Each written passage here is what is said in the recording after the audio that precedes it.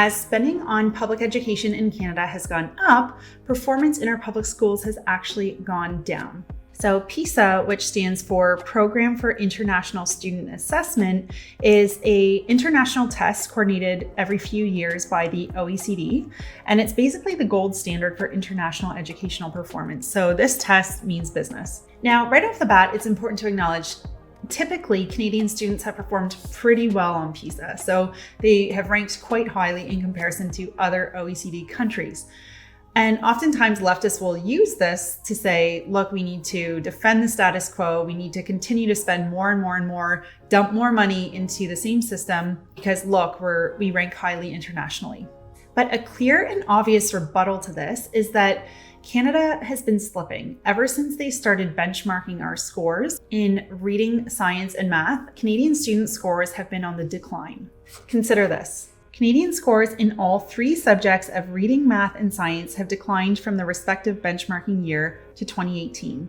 Reading has declined from 534 points to 520, mathematics from 532 points to 512, and science from 534 points to 518. So right away, this should disprove the leftist claim that increasing education funding improves student outcomes, because as we've seen over this same period, education funding has increased, but our PISA scores have declined.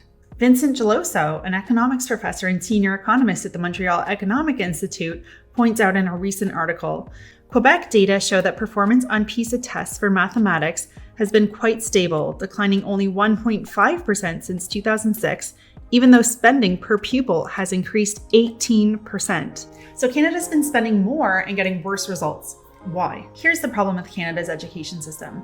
Results have been going down despite increases in funding because Canada's public education system is a government-backed monopoly. Canadians know that monopolies create less choice, poorer service, and higher prices. So why do we tolerate the government's monopoly over public education? In Ontario and Atlantic provinces, if you want your tax dollars to follow your son or daughter wherever they're going to school, you have to send them to a government school. You have no choice. However, in other provinces, 35 to 80% of per pupil funding can follow students outside the government system.